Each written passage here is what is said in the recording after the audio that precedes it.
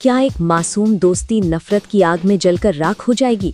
आज मनसुंदर में एक ऐसा तूफान आया है जो सब कुछ तबाह कर देगा। एक तरफ स्पर्श अस्पताल में मौत से लड़ रहा है तो दूसरी तरफ घर के अंदर रूही के खिलाफ मौत से भी भयानक साजिश रची जा रही है। दादी ने चली है एक ऐसी चाल जहां एक कमरा, 2 लोग और एक बंद दरवाजा रूही और नहार के रिश्ते को हमेशा के लिए खत्म कर देगा। क्या रूही इस मौत के जाल से निकल पाएगी? शुरू से अंत तक देखिए ये रोमांचक मोड़, क्योंकि आज दोस्ती और धोखे की हद पार होने वाली है। कहानी की शुरुआत होती है एक ऐसे मंजर से जिसे देखकर किसी की भी रूह कांप जाए। स्पर्श, जो हमेशा रूही का साथ देता आया है, एक चोर के पीछे भागते वक्त भयानक एक्सीडेंट का शिकार हो जाता है। रूही उसे खून से लथपथ हालत में अस्पताल लेकर पहुंचती है। उसका रोना, उसकी चीखें बता रही हैं कि वो कितनी तकलीफ में है। लेकिन असली दर्द तब शुरू होता है जब वहां दादी और नहार आते हैं। दादी, जिनका दिल पत्थर का है, वो रूही को संभालने के बजाय उस पर इल्ज़ाम लगाना शुरू कर देती हैं। वो कहती हैं, रूही, ये सब तुम्हारे उस फ़ोन की वजह से हुआ है। ये सुनकर रूही अंदर से टूट जाती है। डॉक्टर बताते हैं कि स्पर्श को सिर और हाथ पैरों में गहरी चोटें आई हैं। दादी को लगता है कि ये सबसे अच्छा मौका है।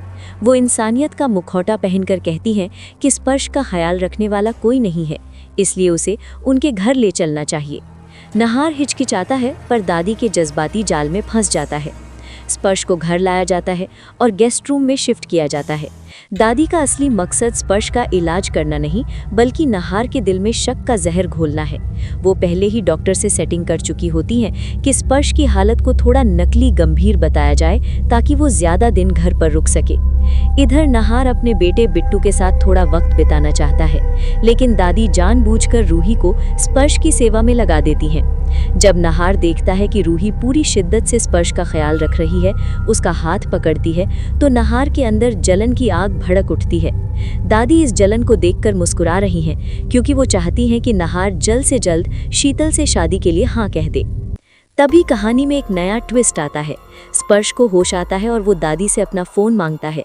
वो कहता है कि उसे अपनी गर्लफ्रेंड को कॉल करके अपनी खैरियत बतानी है। ये सुनते ही दादी के पैरों तले ज़मीन खिसक जाती है। उन्हें डर लगने लगता है कि अगर स्पर्श की गर्लफ्रेंड का सच सबके सामने आ गया तो रूही और स्पर्श के झूठे अफेयर की बुनियाद हिल जाएगी। दादी तुरंत अपना शैतानी दिमाग चलाती हैं। वो स्पर्श को बातों में फंसा लेती हैं और उसका फ़ोन अपने पास छुपा लेती हैं। वो सोनी के साथ मिलकर तय करती हैं कि स्पर्श की गर्लफ्रेंड को इस घर से दूर ही रखना होगा, चाहे स्पर्श का रिश्ता ही क्यों ना टूट जाए। उनके लिए सिर्फ एक ही चीज़ महत्वपूर्ण है, रूही और नहार का जुड़ना रोकना। घर का माहौल अब घुटन भरा हो चुका है। जब भी नहार रूही को स्पर्श के कमरे में देखता है, वो अपने गुस्से पर काबू नहीं रख पाता।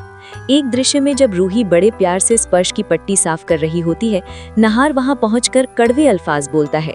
रूही कहती है कि ये सिर्फ दोस्ती की फिक्र है, लेकिन नहार की नजरों में ये दोस्ती से बढ़कर कुछ लगने लगा है। दादी ने सोनी को समझा दिया है कि शक एक ऐसा दीमक है जो अच्छे से अच्छे रिश्ते को खा जाता है। वो रूही की हर एक अच्छाई को नहार के सामने एक गुनाह की तरह पेश कर रही हैं। मासूम रूही को अंदाजा भी नहीं है कि जिसे वो इंसानियत समझ रही है, वो उसके अपने सुहाग को उससे दूर कर रहा है। अब आता है एपिसोड का सबसे रोमांचक हिस्सा। दादी रूही को बुलाती हैं और एक नया बहाना बनाती हैं। वो कहती है कि मुन्नी की ड्रेस के लिए फ्लावर पैच चाहिए जो बाहर वाले पुराने गोदाम में रखा है। रूही मासूमियत में गोदाम चली जाती है। दूसरी तरफ सोनी स्पर्श के पास जाती है और झूठ बोलती है कि रूही ने उसे वहां बुलाया है। स्पर्श कमजोरी के बावजूद वहां चला जाता है। गोदाम सुनसान है, अंधेरा है और वहां टूटे हुए बल्ब बिखरे हैं।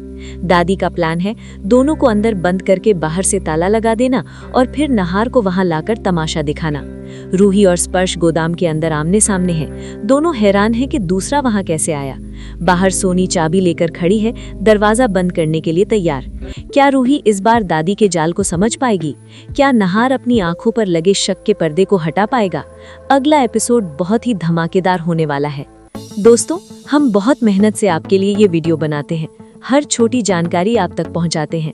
अगर आपको हमारी ये मेहनत पसंद आई हो तो प्लीज एक लाइक जरूर कर दें और चैनल को सब्सक्राइब करना ना भूलें।